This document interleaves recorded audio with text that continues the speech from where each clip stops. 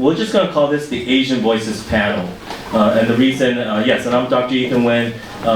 My background is in healthcare and I'm a business entrepreneur. And one of the reasons why I suggested this particular panel, yes, we're commemorating, a tragic event, and this spurred this collaboration. But I wanted to find a way where we can speak to the communities, especially the business owners, right? Because these were businesses that were affected, and I wanted to hear more from that community as well. So hopefully that gives you the context of this panel. And I want to introduce very briefly, and we'll obviously have our panelists share a little bit more about the organization they represent. But today we have the honor of having Si-Hin Tsai, the immediate past president of the Asian Pacific American Bar Association. We also have the honor of Mayor Myron Park, Vin No. Thank you. And then we also have Cindy Chang from Duane Morris LLP. She's the Los Angeles managing partner, a member of his partners board. So welcome panelists, and just kick it off. Like I said, some folks may know you, some folks may not. I think it would be great if you can share a little bit about your background and anything that is unique in terms of why you chose to be part of this panel. So we'll start with Si-Hin. Thank you. Good morning, everyone. Again, my name is Si-Hin Tsai. It's a bit of an odd name. Just think of 2,000 pounds of the ocean. And again, I'm the immediate past president of APABA. And my day job is I'm an attorney with the State Compensation Insurance Fund. We're a not-for-profit, legislature-created workers' comp carrier that's continuously available. I'm also a part-time actor on the side. I also sit on the board of CASE, which is the State Attorneys Union. And I'm a big believer in labor and enjoying the work that I do. So I'll pass it on to Mayor No. Thank you, Steve. My name is Vin Go, and I'm the mayor of Myron Park. I've been in the city for 46 years. Came as part of the initial Vo people. I have a Vietnamese last name, but I'm Chinese from Vietnam. As my parents and grandparents all immigrated from China. My day job, I actually am a real estate risk executive for a major bank, and I, along with my two partners, manage a portfolio of commercial real estate west of the Mississippi, just a few $1 billion. I've been involved with our company's DEI initiative. I've been on the chair as well as lead a lot of our Asian employee network, as well as Asian businesses for the last 25 years of my 29 years at the bank. Been involved in the community, also served on the Garvey School Board at one point. I still serve on the Garvey Education Foundation as the chair. And in addition to that, I'm also on the Chinatown Service Center, which is a nonprofit health clinic. We have 6 different health clinics in the San Gabriel Valley. We serve about 300,000 touch points a year. So just helping the community at large. Thank you. I'm the managing partner of a Los Angeles office of a large law firm, Duane Morris. My community work, over the last 20 years, I've been the past president of Southern California Chinese Lawyers Association, SCALA, and NAPABA, the National Asian Pacific American Bar Association. I'm also the regional chair of the Committee of 100, which is a Chinese American group brought together to help with U.S.-China relations and the advancement of Chinese Americans in the U.S. I've done a lot of work in the community, including serving as high impact litigator for Asian Americans advancing justice, and worked on a lot of different projects involving immigrant rights, language access, racial profiling, and many other things. One of the other things, and I know we're going to speak about the business perspective today, I serve on the board of a bank called Piermont Bank, which is the first minority and women depository institution sponsored by the FDIC. Awesome. Well, welcome panelists. So again, today I want to make this very conversational, very relaxed. We have a great audience. So I'm going to start with Cindy. Tell me, what are some of the most pressing challenges that our AAPI communities are facing today, maybe nationally or locally? Yes, I'll speak more on the national perspective. I know Si-Hin we're both advocates and lawyer advocates in the legal profession, and Si-Hin has been the president of a local bar, and I've been the president of a national bar, and he was just recently past president, so perhaps he could speak on that. But nationally, for a number of years, I was president of the National Bar in 2016 and 17, which was the first time that President Trump was president, and that was a very interesting year in that there was a change in administration, and usually with a change in administration, you know, a whole different set of policies, but that particular year was a very triggering year in that there was a lot of Asian hate, and not just, you know, Chinese Americans or specific Asian, but like just a lot of Asian American hate. As you remember, there was the Muslim ban, and that focused on South Asians. And you know what I learned a lot from that year was it was important to build coalitions, not just in your specific ethnicity, but with other minority bars, because everyone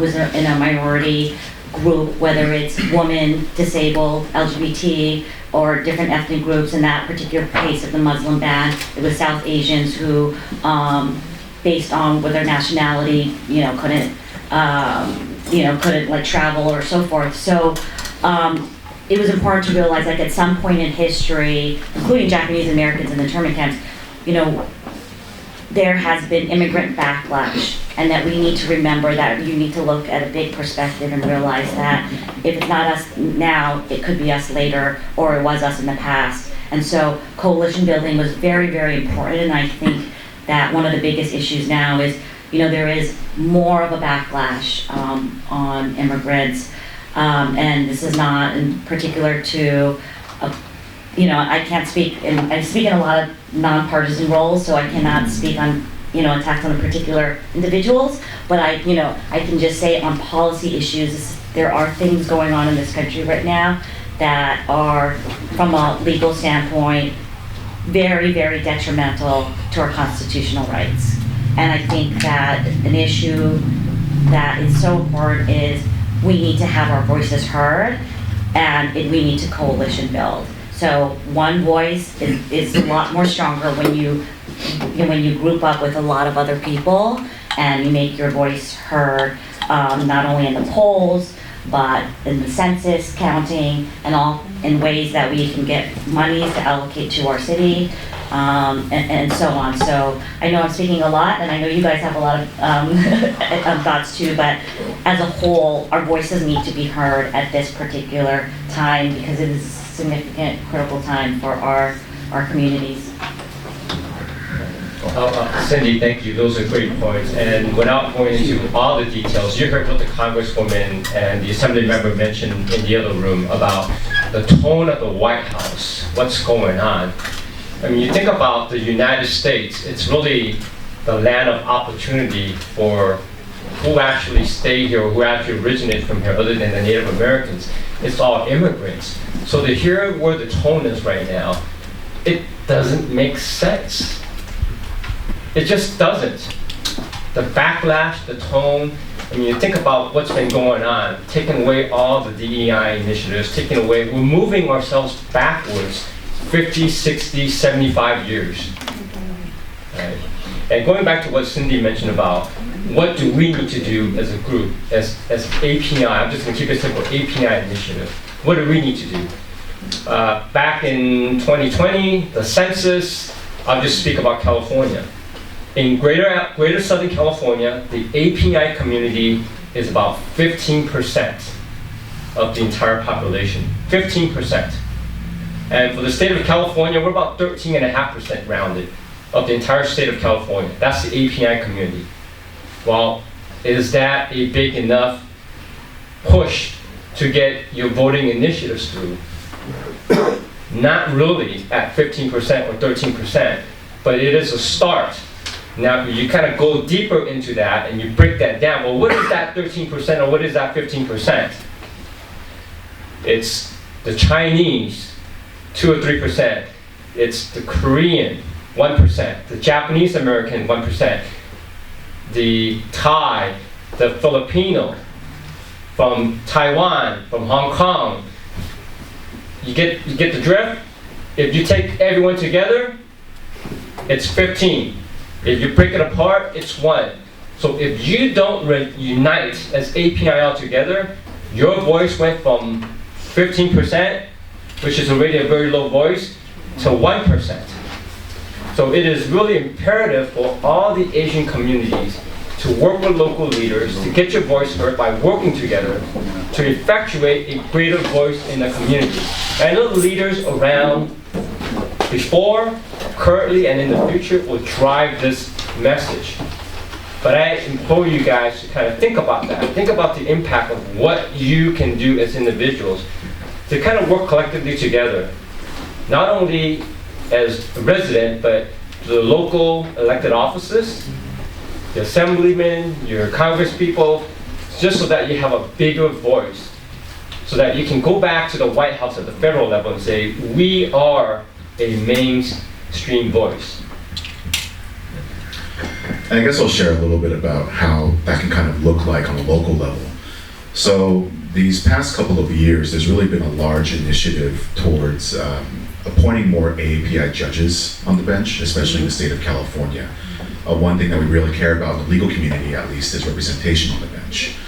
And recently, the governor's office and his appointment secretary has started an initiative called Unity Bar. And the Unity Bar's purpose is really to get more diverse faces on the bench.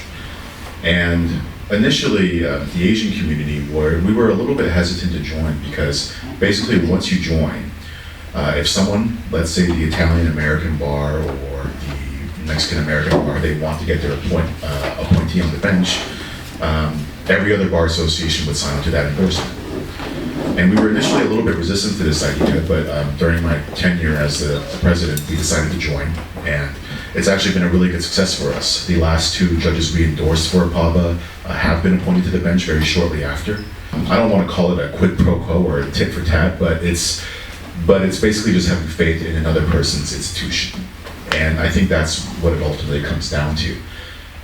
So we're looking forward to getting more Asian faces on the bench, at least from APABA's point of view. That's one of our purposes, to advance Asians in the legal profession. On a local level, we're also, we've done the Monterey Park Legal Clinic for a number of years now with the library. Every year we do an Elder Law Day. These are just things that help make everyday life easier. We help the Asian elders get their powers of attorney drafted and notarized on the spot, all their advanced medical health directives. So these are things that we can do on a local level. But yeah, that's what coalition building can look like. Coalition building, making sure our representation, we have a unified voice, very strong themes. My next question, I'll direct it with Mayor Vin first, but obviously Seaton and Sydney, please join in. What role do partnerships between nonprofits and businesses play in advancing API causes? It plays a huge role because you think about a community at large. What is a community? A community is everyone going forward and improving. And why do you have nonprofits? Well, first off, let's take a step back. Why do you have profits? Because we're in a land of opportunity. So people need to kind of grow their livelihood and be for profit. You have nonprofits because you help uplifting those who need help. And you think about every society going back through history, your community, your culture is defined by, for lack of a better word, the weakest link. Because I don't care how strong your community or culture is, if you have people who are suffering and who are not improving, you're always going to have the bottom part of that. So that's where the nonprofits come in to help elevate the entire community. And it does play a factor with the for-profits, because the for-profits also want to help everyone grow and get better. So you think about, what do you have to do? The nonprofits and the for-profits, they need to work together. Don't work in silos. And again, it's about coalition building in a different sense, because we want to uplift each other and make our community strong, because you all have a sense of pride in your culture and your community. For example, the group that's here specifically about API, you go to the city of Monterey Park, there's a sense of pride. Oh, our property value is up. We're the safest city. A few years back, we were the number 3 best community to live in. And then just this past year, we were the number 1 community in all of Southern California. Actually, it's Greater LA County, the friendliest city to grow your business or to start a business. So we all take pride in that. And that's building trust and building partnership within our community, both for-profit and non-profit. And there's lots of ways to do that. And I'll let you guys chime in. Yeah, I'll give an example, and everything I agree with Mayor, all of the work that I've done for the community has all mostly been a nonprofit world. And it was key to educating the community, because everybody in this room is civic minded, and we have this passion about something is not right. But then there's all the other people outside of this room, a lot of them who do not understand the passionate work that we're doing to educate them of what's going on, and if they just put their head down, these things might be taken away from them. So unfortunately, we use these organizations, nonprofit, to help educate, to help provide services. Seaton was talking about legal clinics. A lot of our bar associations have these, free legal clinics. You come in and you get services.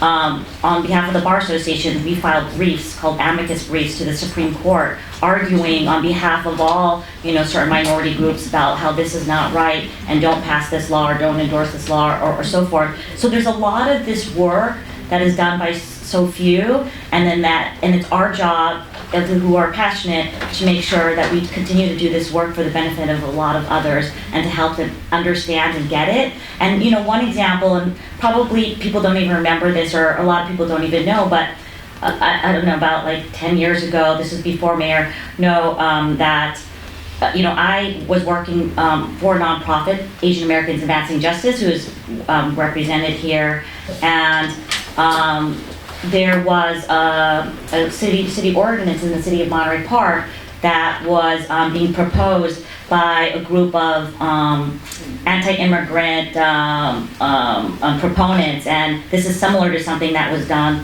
a while ago when Judy Chu was very involved in the city of Mayor local politics, and that was to ban Chinese letters caricatures on Chinese signs. Can you imagine how the city of Monterey Park would look like if it was just only English-only signs, and all of the signs the business signs that are there would have to be banned? So it was Advancing Justice and my firm and so forth. We had to educate the community and get people riled up and work with the media to go and speak to the city council and make sure that this law wasn't passed. But it was because of certain people, the nonprofit groups, that were paying attention. This event is brought together by a group of nonprofits. So yes, there is an important role for the nonprofits and the community. And the reality is, I think a lot of nonprofits, it's hard to do the work without the for-profit companies supporting them. And that's just a matter of pragmatic financial reality. One of the events that I love to put on every year, I help organize the APA Holiday Toy Drive, which I know has donated to AYC in the past. I also MC that event. And, a lot of those toy donations, I would say like 70% of our toy donations comes from, Jack's or Mattel, the really big, I guess what we would call, I don't want to call them whales, but they're the companies that help us really give the most back, because everyone only has about 24 hours a day to live, only a few waking hours, depending on how many kids you have, I guess. And you have to really center your efforts on what the most return is. And the reality is, I could go around to the community and ask for, a $25 toy here and there, or I can ask a corporate donor or a corporate sponsor and they'll give us pallets and pallets of toys, right? And so that's just the reality. It's a lot more efficient, and I think building these partnerships and coalitions that we've been talking about is obviously a positive thing, and frankly, a necessary thing. I mean, nowadays, even the presidency is supported by Tesla. So you have to, really fight back where you can. When we talk about today's times and how critical it is, I'm planning a community event, and we usually go to very large corporate sponsors. At this time, and all my other friends in nonprofit world who are planning events, the spending on diversity is just way down, if not totally cut. So if you've got any kind of organization that has a minority, like Asian American or blah, blah, blah, a minority interest or woman or whatever, then the corporations are just so scared of being sued right now, or, there's this like risk averseness about, well, I just don't want to be in the limelight right now. I don't really want to participate in this organization. Don't want to send our employees there because we're not sure what's going on in the country. There's so much uncertainty. So we're gonna limit our spending this year. So it's really, really unfortunate because now we have to like lean in and double down on some of those partnerships that we know that we've cared about this and we cared about all this spending, but right now, like the companies are being targeted, right? Saying, there's an executive order that, basically is saying like, we are gonna have an attorney general investigate you if you continue to spend on like these kinds of things. So companies are going to their websites and like taking out any words. And I advise lots of clients and they're taking out words that says it references woman, it represents, any kind of race or ethnic group. They're just scrubbing it from their website. Can you imagine all the years of progress that we've made that's happening right now? So the good thing is nobody wants to target in the back, especially corporate America, but what I would tell you is in speaking to a lot of the corporations, the DEI initiative stays the same. They may have removed a couple of words which I don't agree with personally, but I understand. At the same time, what I've been told is they're keeping all the initiatives. So they're doing the same thing, they're just removing the language, maybe for the next 3 years, and then they'll bring it back. So that's a positive. And I want to give a shout out to folks like David Lau, who was probably around with the language and keeping English only in Mara Park. He was a big proponent of that or against it. Gay was around, and also Munson with CACA. They were all, if you think about the legacy of the API groups, these guys and gals, they were around to support anti-Asian whatever climate was. And they're still here today supporting it, so kudos to you guys for being here for us. I think we touched upon something that I want to have Seaton share more, because we're talking about this current tone of the administration. So Seaton, what role does representation and leadership, because I think that could play not just in the business and nonprofit space, but in addressing this type of national issue? Well, look, I'm a local guy, and I think a lot of it starts at the local level. You have to, I'm looking on Reddit and Instagram. You see all these videos of town halls in all these other states, and these Republican congressmen just getting destroyed by their constituents. And first of all, I'd love to see it, but you want to see the opposite of that, like here in our communities, right? It's about having. I think people feel more heard when there's someone who looks like them listening to them, and I think that's true in all facets of life. I think there's the studies about disparities in medical outcomes in the Black community, and how often African American doctors can produce better outcomes for Black patients. And I think there's something to that. I think that when you have an Asian American leader, especially from ongoing Asian American leaders from different generations, I think you have a lot of different Asian American experiences, because I think someone who is my age might have a different experience than someone from my mother's generation, or she was a first generation immigrant, so and her mother. So people's complaints and grievances, I think, is a big deal in helping people feel heard.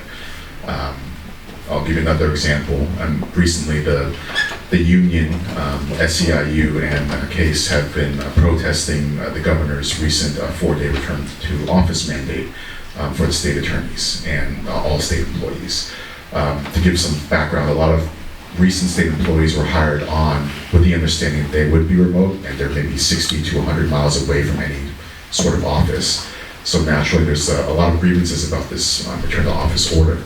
And I was there at the picket, and another young Asian attorney at a different state agency spent about 10 minutes with me and just aired out a lot of her grievances. And later on, she sent me a very long email saying, how nice it was to be heard and how it was such a different experience for her compared to boards in the past. And these are just little things that I think ultimately add up to, I think, what is a better civic engagement for the rest of society. So, kind of think back about history, and every time I think of it as supply and demand. anytime there's a push against something, there's always a comeback to defend something. If you attack something, people will come up in defense, in unity. And that's kind of what we're seeing right now. You think about what happened the first time this current president came into power and the coronavirus came about. I look at San Gabriel Valley. I look at the elected officials. There's an organization here, the Chinese elected officials. And again, Honorable David Lau helped form that group. Before I joined, which was about 5 years ago, that group had about 20 people. After COVID-19 and after the attacks on local offices and local people in the Asian community, CEO now has 75 members.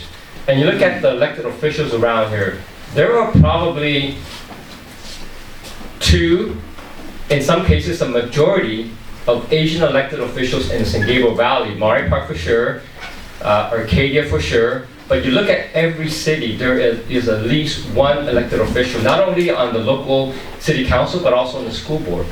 So you think about supply and demand. So there was a push, yeah, we get it, you know what, it's an attack.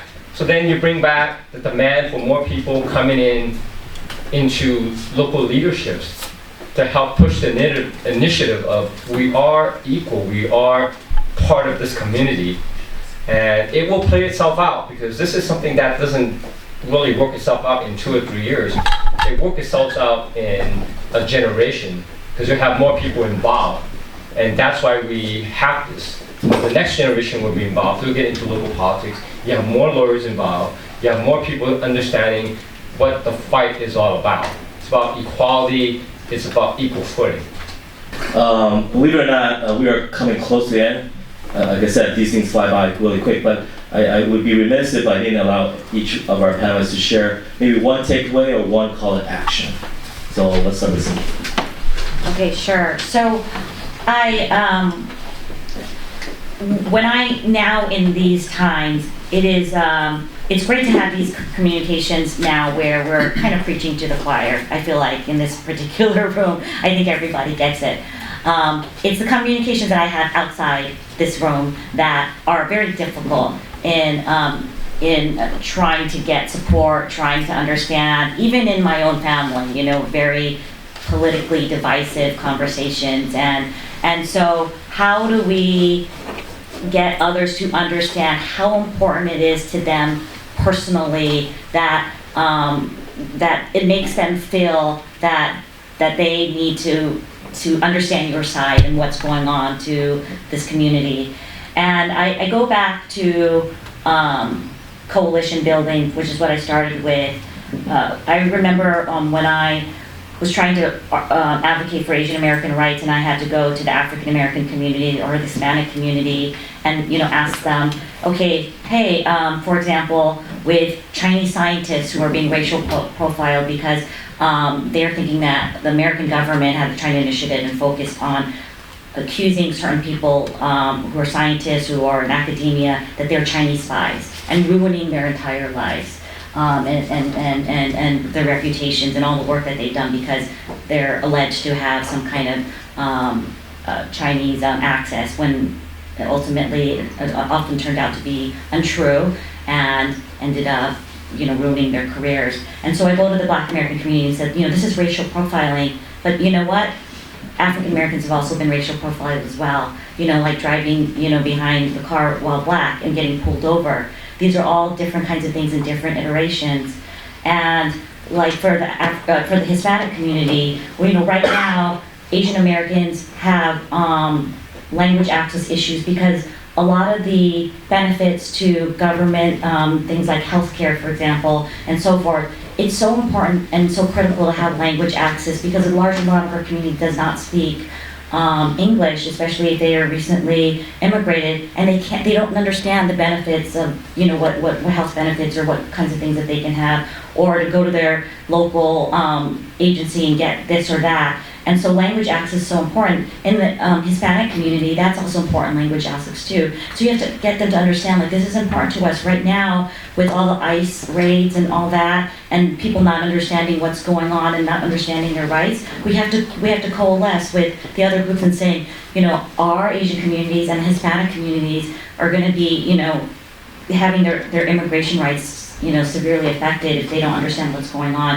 and how to speak up for themselves. And I know Advancing Justice has done a great job in sending out newsletters about if you get stopped by ICE, like, this is what your rights are and this is what you need to say. So, I guess my takeaway is, like, we really have to take the bigger picture and to get our community to understand and have those difficult kind of conversations, to realize, like, if it's not you at this time, it has happened to you or will happen to you later, and we need as a community to all coalesce together so that as a whole we don't have our rights affected. Thank you, Cindy. She used a very powerful word, just like Stephen, which is, coming together, coalition building. I'm just going to keep it even simpler. It's unity. If we can unite together, we're that much more powerful. And if you can unite together, you're going to bring other voices to be part of your fight. Even those who oppose you, if they understand where you're coming from as a group, they'll understand. So unity first within the API community, and then in the greater population. Yeah, I think number one, be aware, but don't be scared to be out there in the world and build these coalitions. That could even just mean, like, making a friend at the gym. I think people want to think in broad strokes, and we want to think in terms of great impact. But what I've learned is a lot of people who you may not expect, they don't really care. This is going to sound weird when I say it. They don't care about people, but they will care about a person, right? And if you can be that person, then maybe they will help your people. So.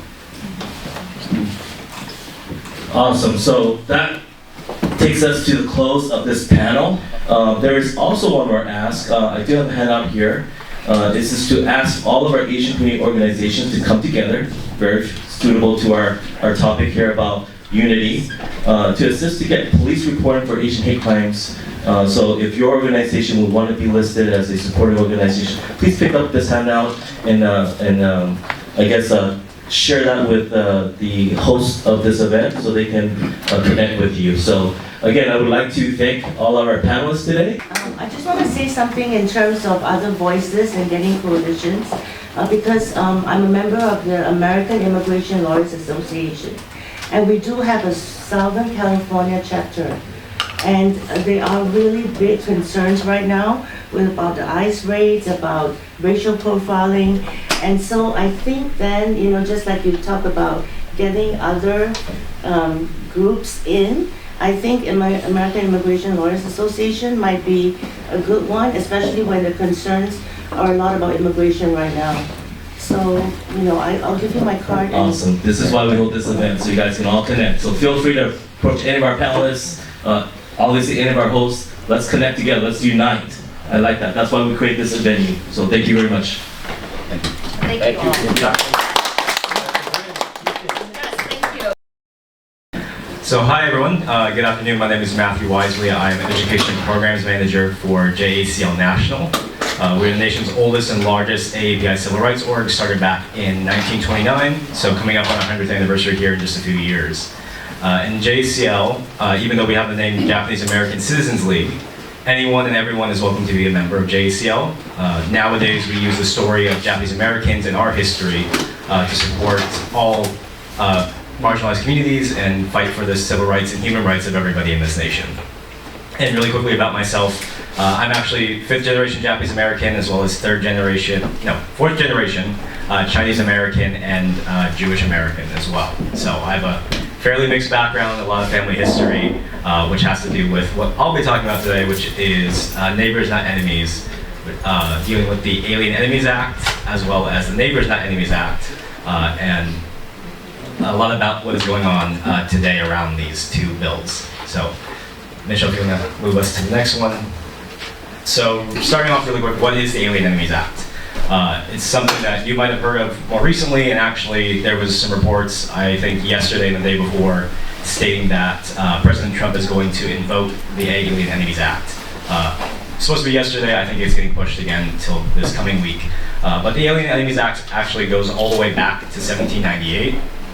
It was part of what was known then as the Alien Sedition Acts that was passed by Congress, the newly formed US Congress back then.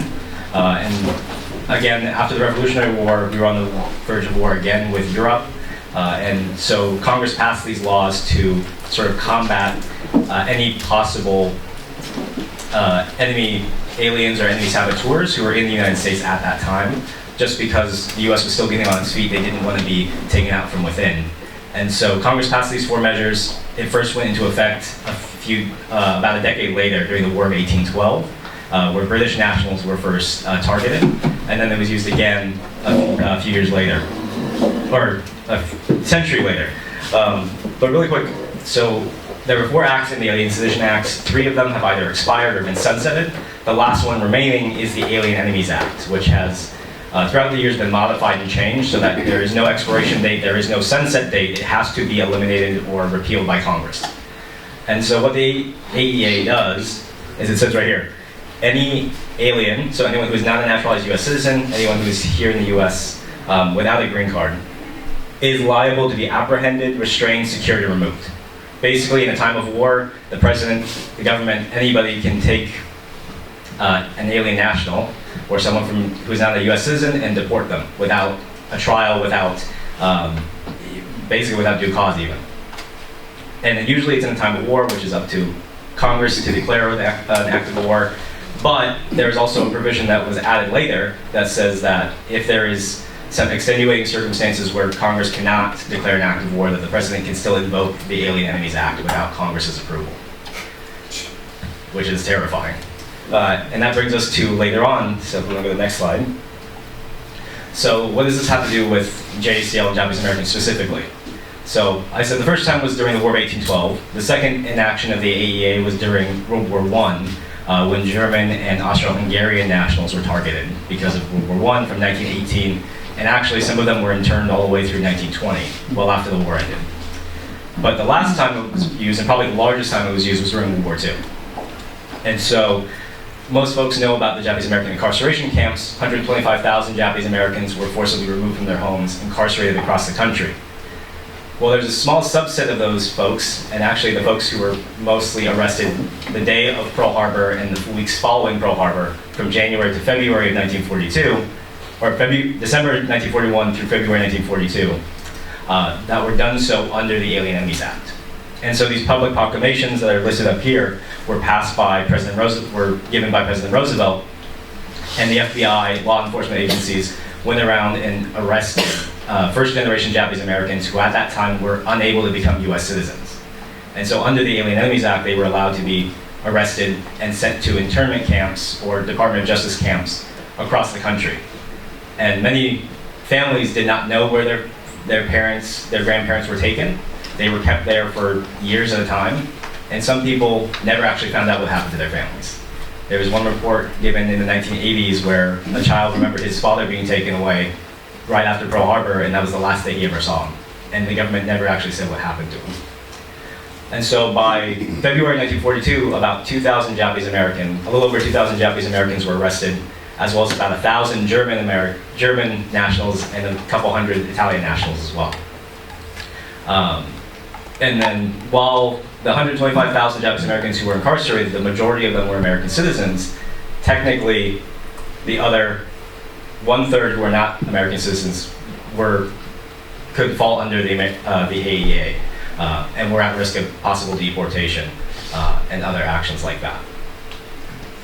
Next slide.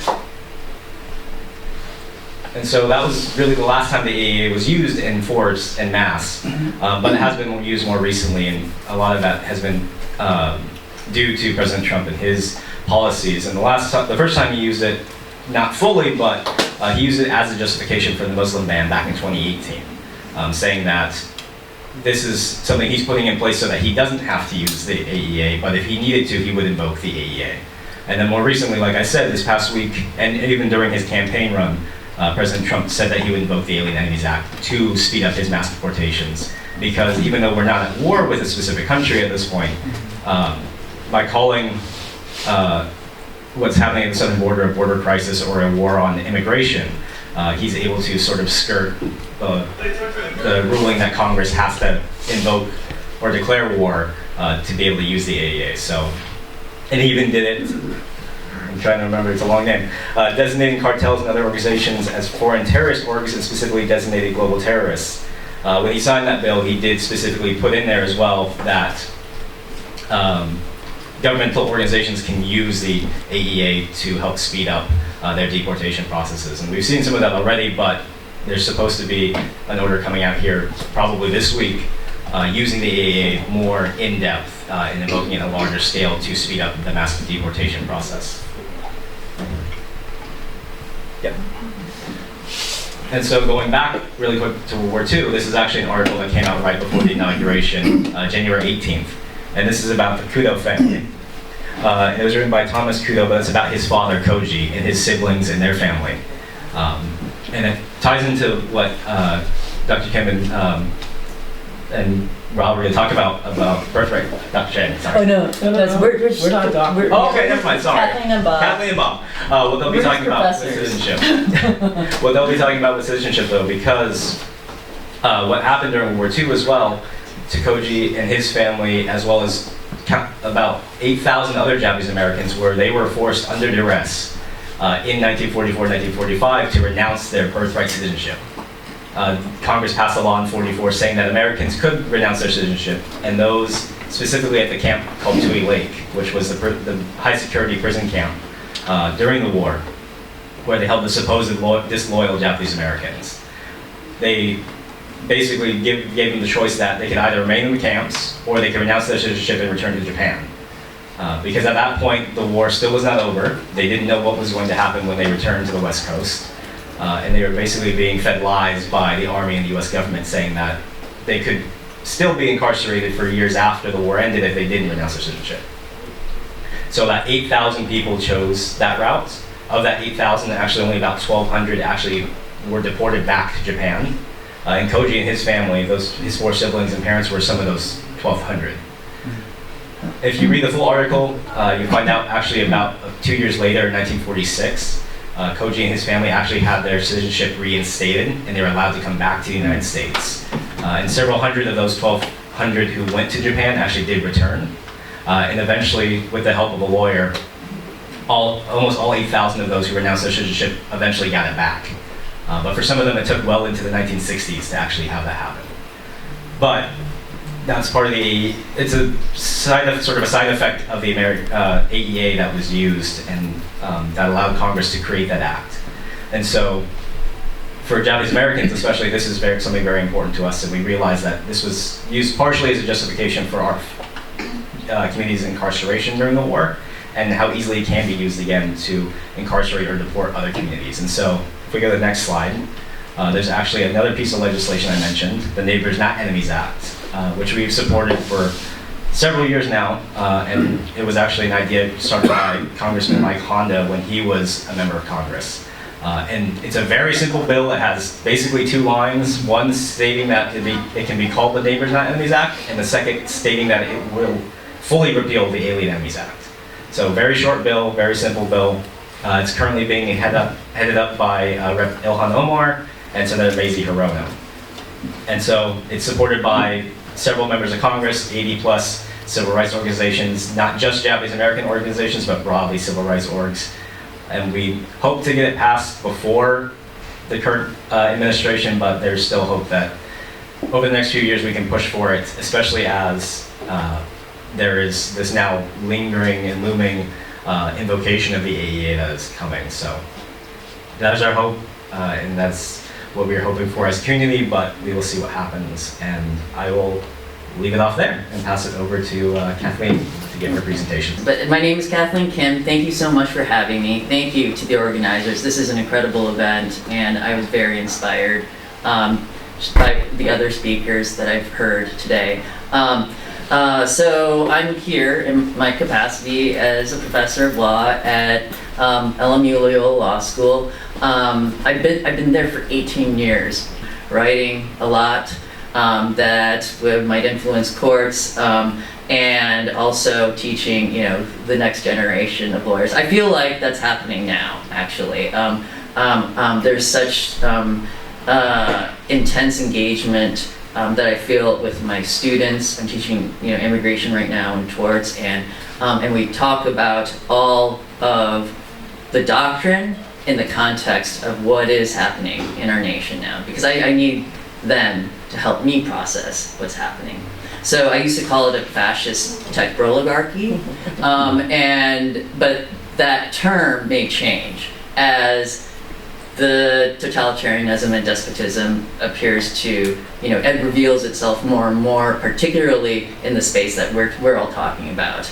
So, okay, so I wanted to start off with this image because it's a painting by Ben Sakaguchi, who spent his career as a tenured painting professor at Pasadena City College.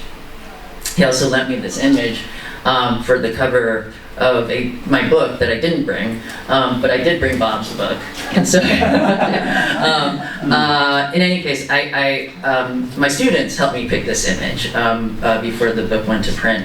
And he is an incredibly prolific political artist, and he came of age as one of the only art students of color at UCLA in the 60s. And there were so few art students of color, his cohort of other art students of color came together, and it truly was a rainbow coalition, but in a very small group, and they sought to mentor incoming students of art students of color, helping them to write grants, helping them to find funding for their work, because they knew that they were able to impart to the incoming students the experience of marginalization that Bob and his classmates had experienced. Ben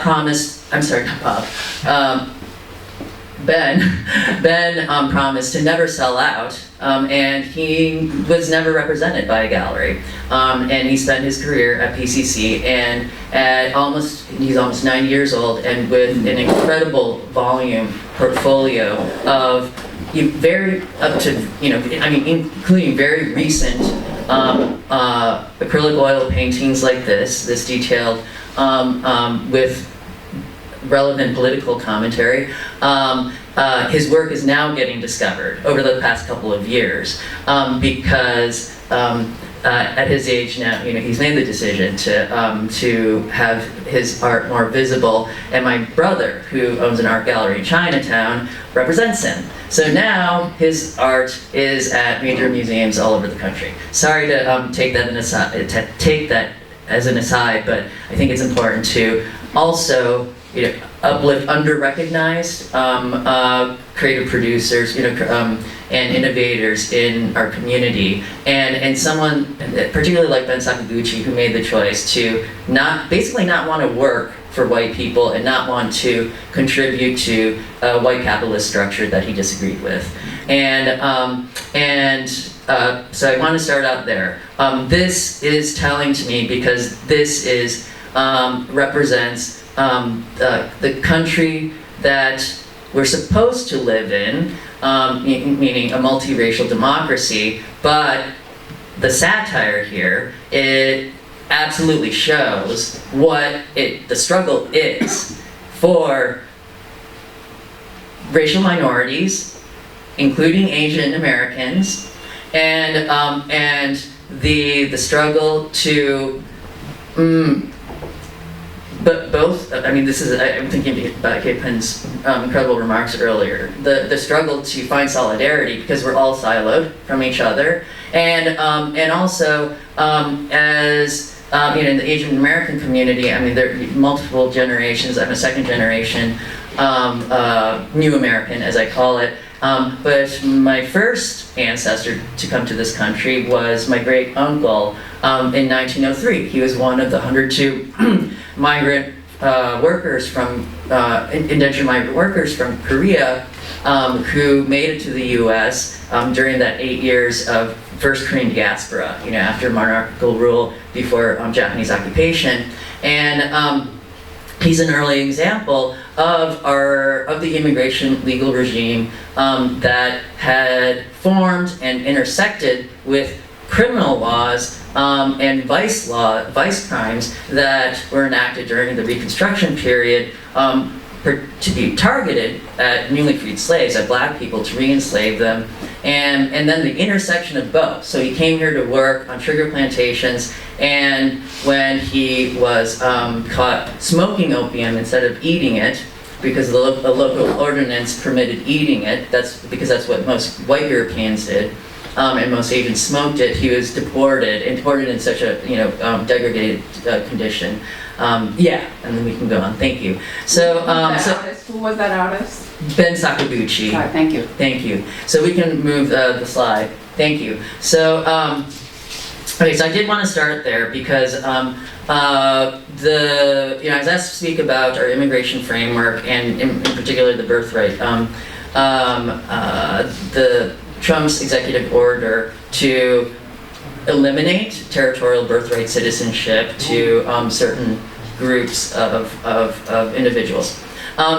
So we do have to revisit history, because the origin of the birthright citizenship clause of the 14th Amendment arose during the second founding of the United States, or that's what Eric Foner, the historian, would call it. Understanding even a surface version of U.S. history, indigenous dispossession, antebellum chattel slavery that affected the whole world, and the transatlantic slave trade, and the gold rush in California. California is a newly ceded state following the U.S.-Mexico War. Though that economic factor, in addition to the immense labor that was extracted from black people and indigenous people who were put into indentured servitude, helped to put the United States on the global map as an economic force. The Civil War ended in 1865, and among other things, or however it was taught to many of us, it was taught in different ways, but the way I understand it, and I'll try to be very brief, it was a political war, and at the root of it was the objective by the North and the radical Republicans, Abraham Lincoln was president, to eliminate slavery. And this was not, a humanitarian objective, it was a political objective, because experiencing at the time this rise of U.S. power and as an economic force in the world that was driven by a political ideology of laissez-faire capitalism and freedom of contract, and slavery was the antithesis to that. And so slavery was the antithesis to that. So the Civil War was won, and slavery was abolished. The 13th Amendment was ratified by all the states to eliminate chattel slavery, or slavery and involuntary servitude, and also empower Congress to enact future legislation to ensure the elimination of badges, incidents, and vestiges of slavery. So immediately after the 13th Amendment was enacted, those who were pro-abolition in Congress recognized that newly freed slaves also needed the rights that came with citizenship, and enacted through the 13th Amendment the 1866 Civil Rights Act. That was the first Civil Rights Act that the country has ever had, and the language in that was captured by the 14th Amendment. But the basics of that Civil Rights Act permitted newly freed slaves to gain citizenship, and also enter into contracts for property, access civil courts, etc. And so then the 14th Amendment, and we can move on, thank you. So the 14th Amendment followed in 1868, and it, among other things, that other thing being ensuring that no government actor, state or otherwise, shall deprive any person, regardless of race or citizenship status or lack of, life, liberty, or property without due process of law. So this is known as the Equal Protection Doctrine. So it's a very significant addition to the constitutional sources of power that has served as the basis for a lot of civil rights litigation to date.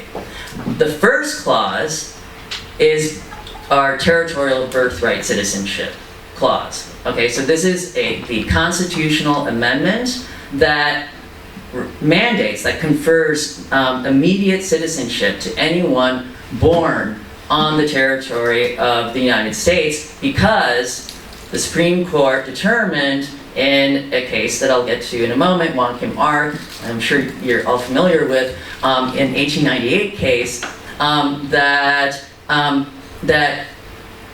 upheld the citizenship, U.S. citizenship of a Chinese American person, Wong Kim Ark, born from Chinese parents who could never naturalize, because our naturalization laws at the time still were as a result of Reconstruction. So Wong Kim Ark was recognized as a U.S. citizen, but I need to back up, because even that case came about in the midst of other Supreme Court foundational opinions related to non-citizens, and specifically focused on Chinese and other Asians, to exclude them.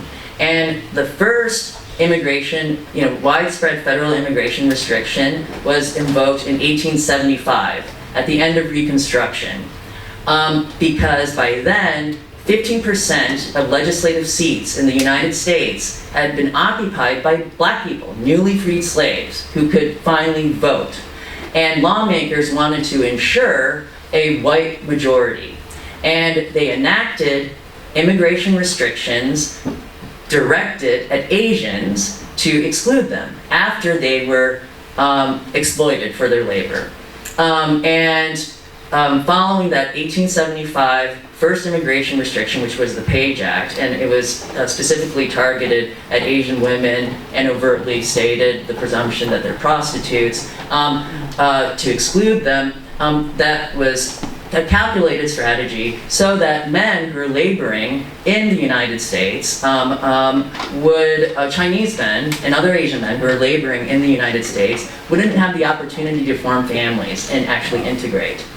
So these kinds of strategies exist today. There is continuous need for labor in the United States, and the model of racial capitalism that's been created in the U.S. is based on the extraction of labor from the most vulnerable people. And that's why we see forced labor conditions endured continuously by migrant workers of color, as well as non-citizens in detention facilities, and also incarcerated workers. So black, brown, and yellow people that are incarcerated. And this is just, I mentioned that as a shout out to Hyphen. Okay, so thank you.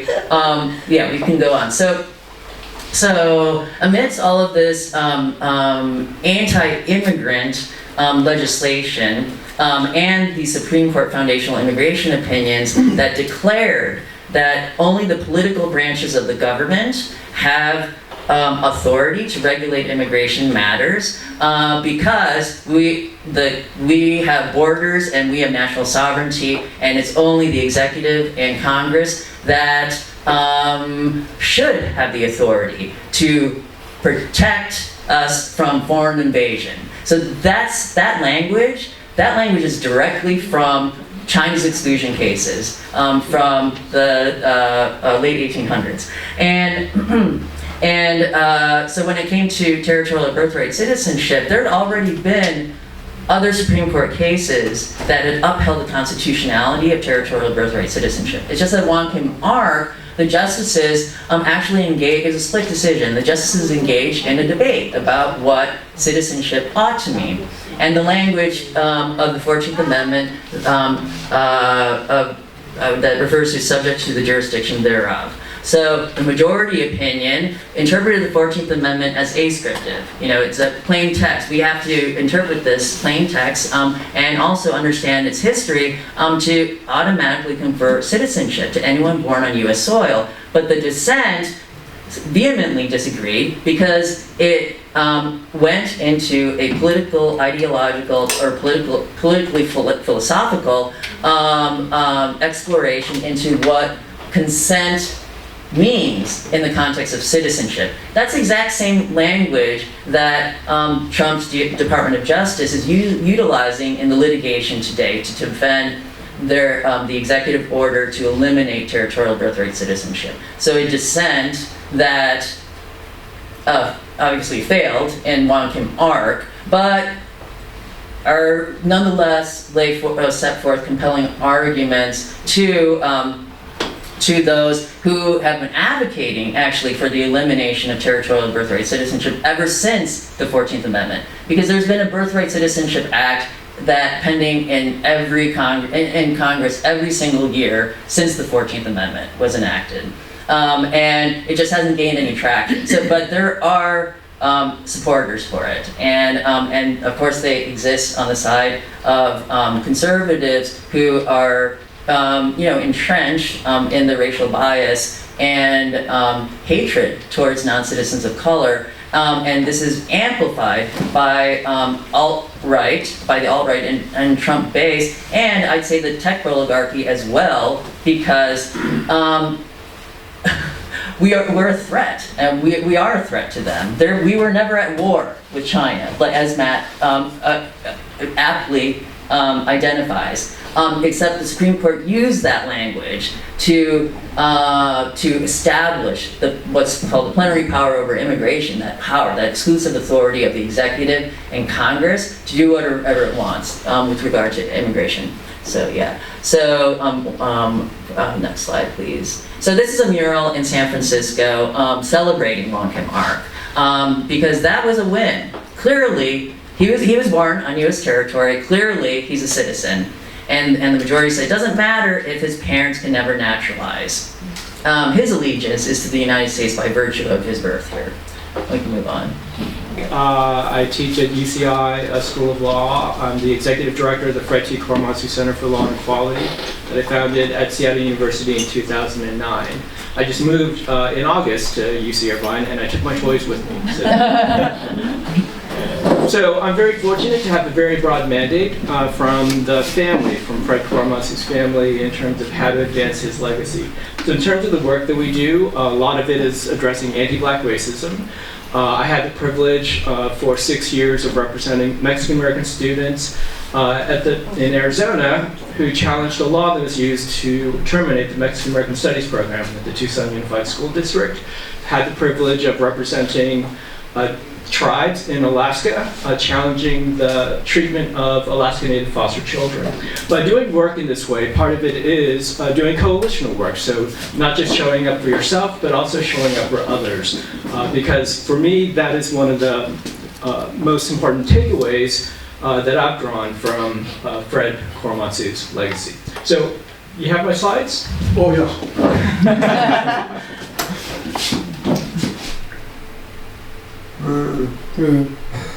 That's not my slide. I threw that in. Amen.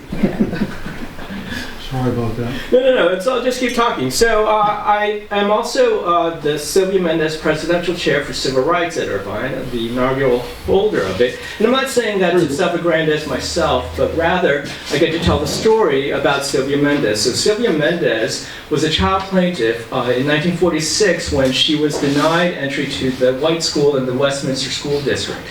Her parents brought a challenge on her behalf against the Westminster School District, and she won. She testified at the trial, but part of the story also includes that the Mendez family was only able to move to Orange County because of Japanese American incarceration. And so they were able to lease farmland from the Munamitsu family that was incarcerated. Now, many Japanese American families were taken advantage of. The Mendez family did not take advantage of the Munamitsu family. And Sylvia Mendez actually tells the story as a child being thrown into the car each month and being driven to Poston, Arizona, where the Munamitsu family was incarcerated, and having her father give to the Munamitsu father the rent in cash so that they would have the means to be able to take care of themselves. Part of telling that story also is, again, the story of coalition, because we really do need to work with each other and stand together if we are going to make a difference. Next slide, please. So, the Constitution doesn't say anything about citizenship. It does say something about naturalization. So Article 1, Section 8, Powers of Congress. The Congress shall have the power to establish a uniform rule of naturalization. And so then what Congress did in 1790 was to pass an act that said that free white persons could become naturalized. Next slide, please. And so then you might wonder, well, what about black people? Well, the U.S. Supreme Court finally got to the resolution of this in the terrible case, Dred Scott versus Sanford, in 1857, where Chief Justice Roger Taney said that black people could never become citizens of the United States, even if they had been in the United States for generations, even regardless of freedom. So even if they were freed in the North, and generations on, Chief Justice Roger Taney said black people could never become citizens of the United States. So it required the 14th Amendment to change that. So that's what, in essence, overruled Dred Scott versus Sanford, though the U.S. Supreme Court has never overruled it explicitly. Now, the 14th Amendment states that all persons born and naturalized in the United States and subject to the jurisdiction thereof are citizens of the United States and of the state wherein they reside. So Kathleen has already talked about that in some ways.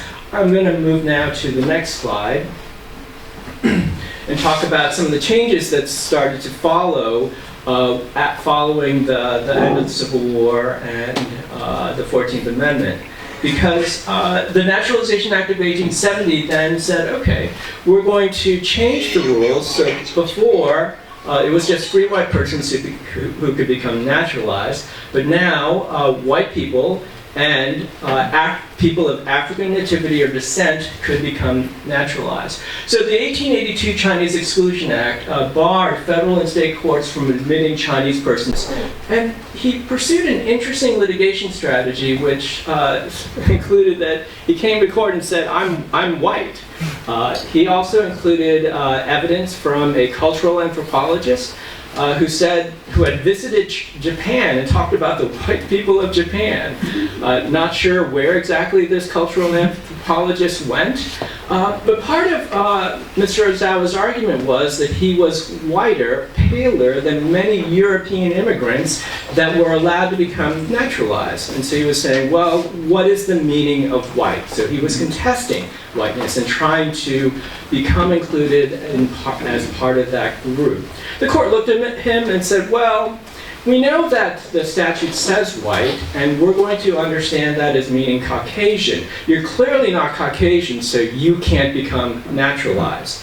Well, the U.S. Supreme Court kind of put itself in a jam because at the same time, there were these other cases coming along regarding South Asians. South Asians at the time were regarded to be of Aryan ancestry.